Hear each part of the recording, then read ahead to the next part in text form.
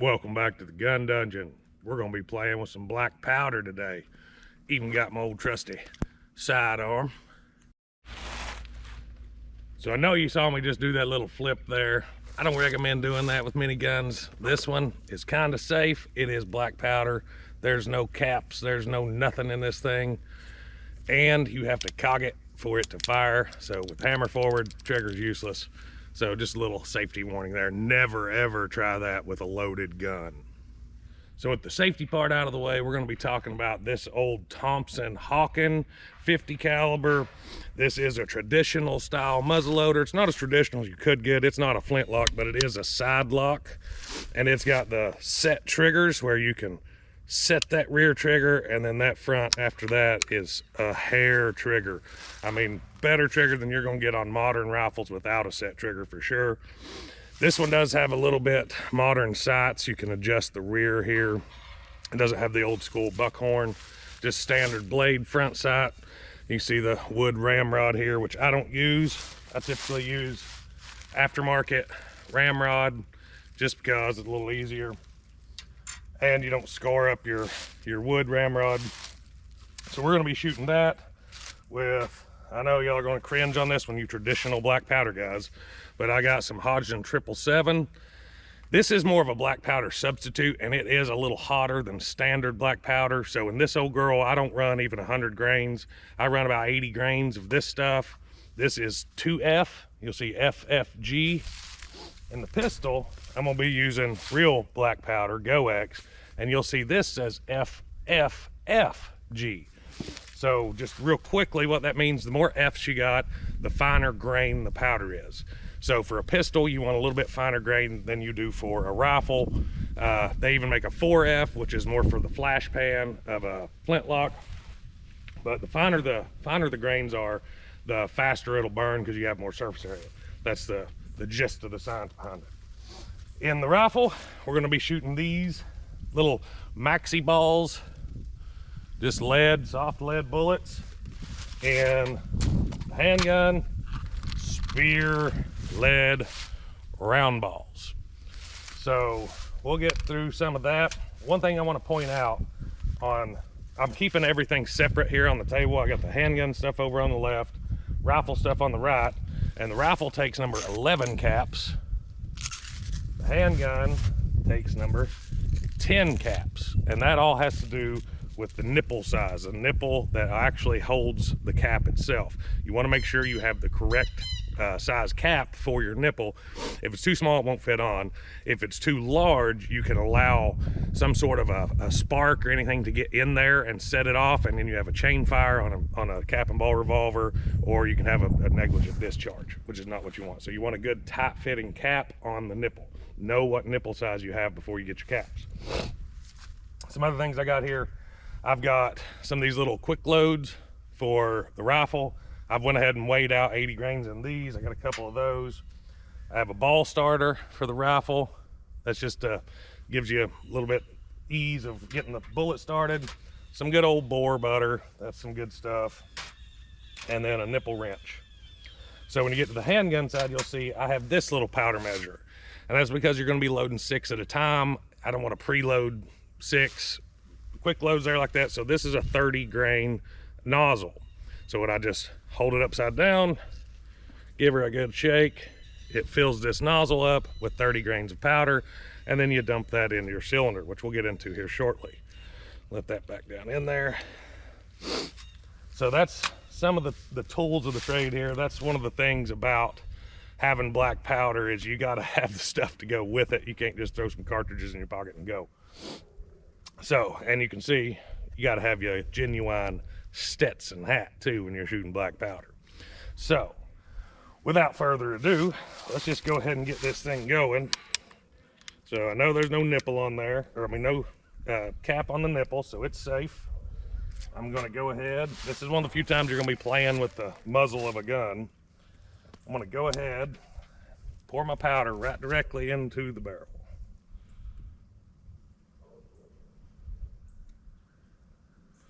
So that's in there. Black powder is also measured by volume and not weight. So when I say 80 grains, that is not 80 grains by weight.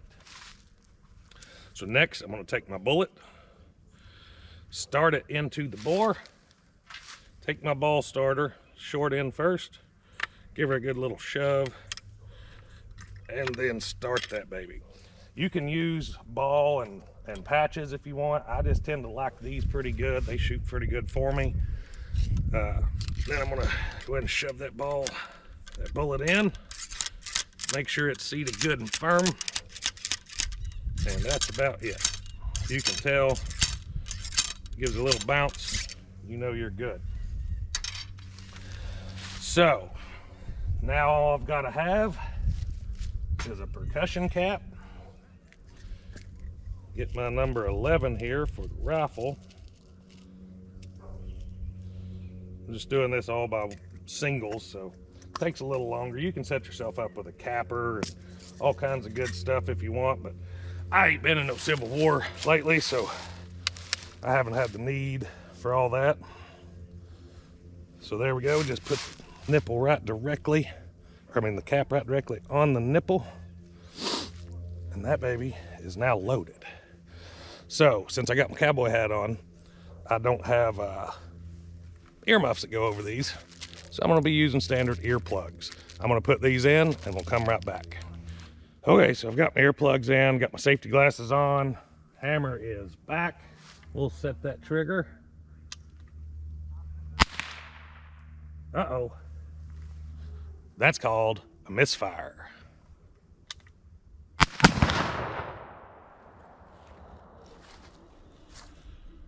There we go. Now, if you notice, there was a little bit of a hang up there. It was a pom-pom. Sometimes that happens. Might just be dirty inside. Maybe I had some dust, debris in there. Sometimes you want to take a cap, blow it through the nipple before you load it or anything the day before you're going hunting or whatever. But I bet you whenever I load it again the second time and shoot it, it'll be better. So let's try it and see. I know my nipple is clear, so I'm safe to fool around the muzzle here. Let's grab our second charge. Notice that one's going a little bit tougher. The more you shoot it, the tougher it'll be. There we go, got her seated good. Now we'll try this cap.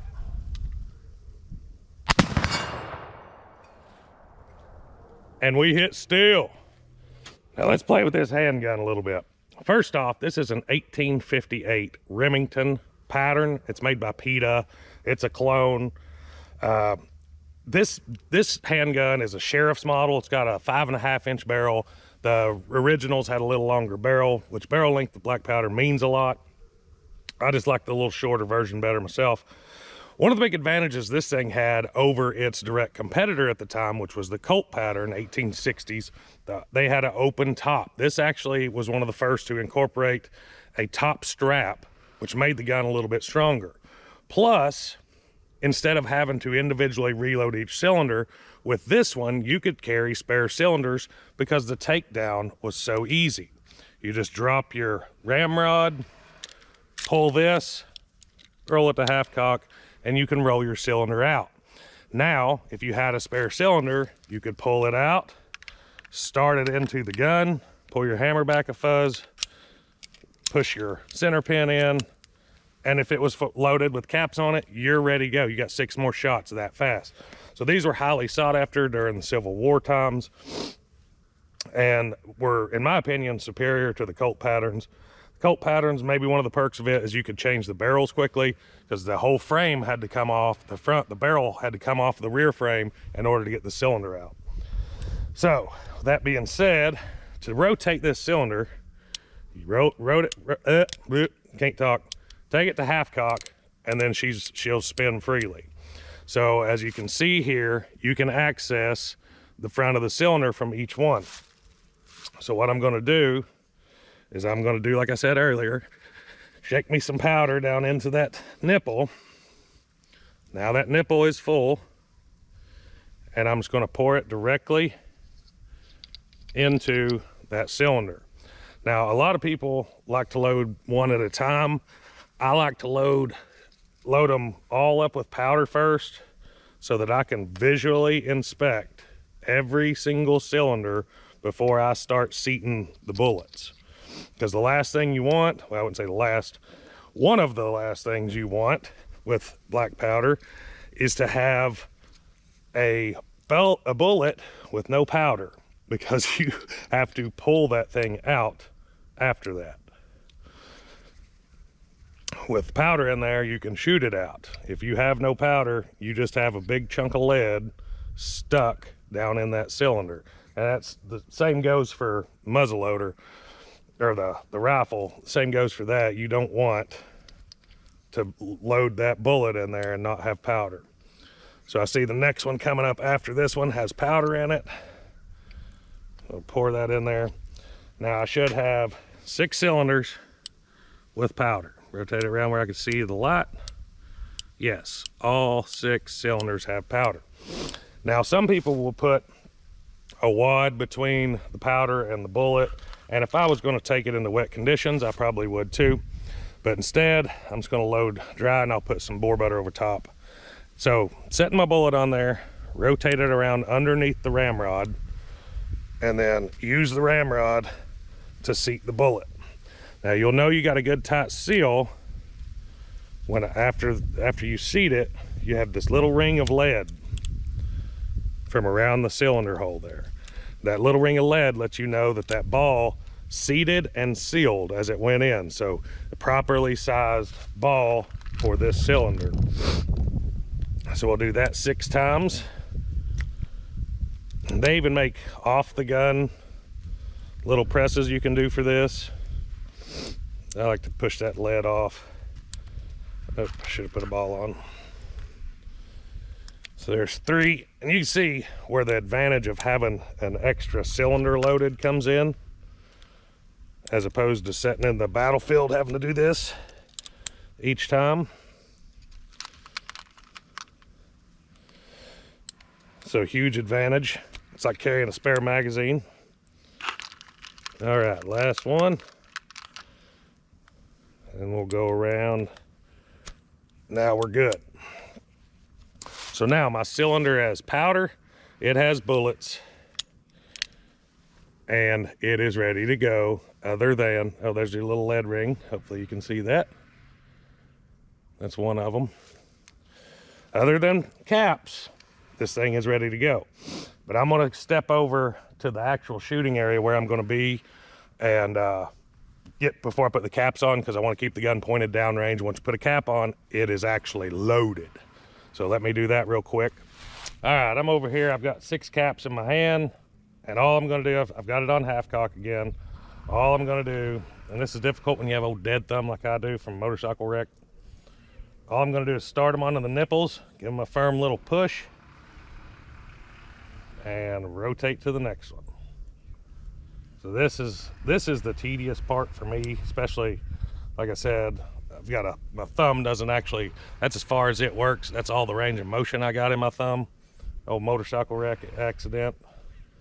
So this is tedious for me. Capper would be handy on this, but you know, like I said, I'm not going into battle with it or nothing, so not too awful worried about it. I'll just fight through it and y'all get to watch. So I'm getting a good seat on those caps. The caps on that nipple on the rifle didn't really fit all that great. They're a number 11s. That's supposed to be 11 nipple. I think it's a tidbit larger than that. Rotate around, make sure they're all seated good. All right, and now this thing is ready to go. So I'm gonna take this to the center between the caps. That's where the hammer hits. So I'm not resting on a cap here. Another perk of this firearm is there are grooves between the nipples where you can set the hammer so it's not resting on an actual cap. So we'll step over here and make some white powder fly.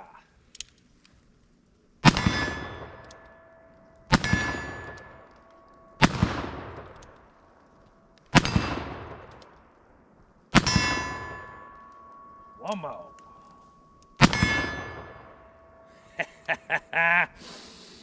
Love it. Love that smell. So you can see Little smoke rolling off there. She's good and smoky. We're at the half cock. All the caps are gone. All the cylinders are empty. And the fingers are getting sooty. That's the way I like it. Let's load this thing up again. That was fun. All right, I didn't make you sit through loading it again that time. We are fully loaded, caps on. These things are actually surprisingly accurate. You wouldn't think the old technology it would be, but they shoot pretty good. I do my part anyways.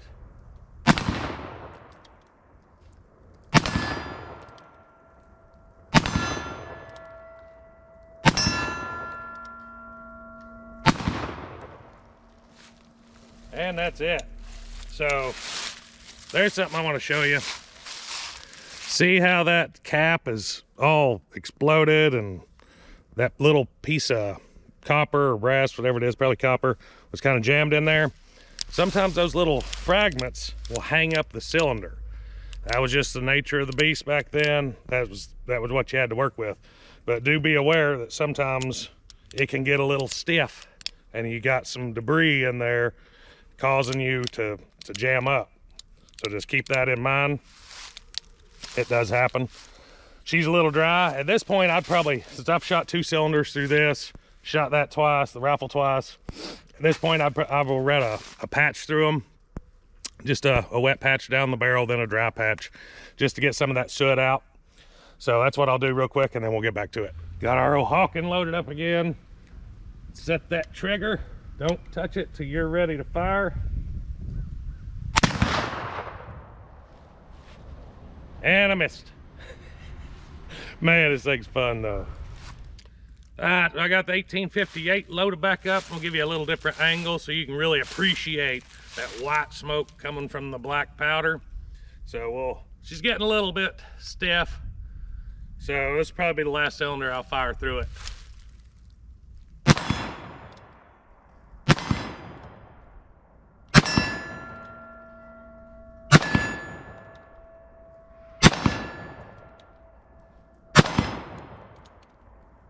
Click. We know she's empty. Well, that's about all I got for you. Go back in my handy dandy Wild West holster. Hope you enjoyed the video. I was just messing around, just having a good time. I like to get them out every now and then, but now the real work starts. When you shoot black powder, you've got to go clean these things, and you've got to clean them good. If not, you get like what we had with the Hawkin on that first shot. You get that hang fire, and that's probably because this rifle has sat in my safe probably 2 or 3 years, and I haven't touched it. If I was smart, I'd probably put a cap on before I loaded any powder, loaded any bullet, put a cap on, popped it through the nipple just to blow any debris, dust, whatever it might be in there out before I load it. Now, when you do that, make sure you wait a little while before you put powder into the barrel, just in case there's an ember or any spark still lingering around in there. Give it a little bit before you load it. But like I said, you got to make sure you clean these things really, really well, and that's what I'm getting ready to do. A lot of the black powder stuff and the powder substitutes are water soluble, so you got to get them good and wet, get them soapy. Hot water is great. I use hot water in the tub and then just use your ramrod and some patches, clean it out real good, and the hot water will heat the steel up to where the barrel will hold the heat long enough to evaporate some of that water off fairly quick, and then you go back and put your lubricant on there so that your steel stays protected. Same thing with the handgun. I strip it all the way down, use hot soapy water, clean it real good, and I'll even put it on a baking sheet and stick everything except for the handles, of course, into the oven to heat it even faster to get the metal hot and evaporate that water off. Then I'll go back and lube it. But this boar butter stuff works really well. I'm not sponsored by them or anything, but this works really well for protecting and lubricating, especially if your steel's getting hot when it goes on. So yeah, that's all I got. Hope you enjoyed today's video. I'm gonna go spend about 2 hours cleaning these things, and I hope you all enjoy. Till next time, guys, stay tuned.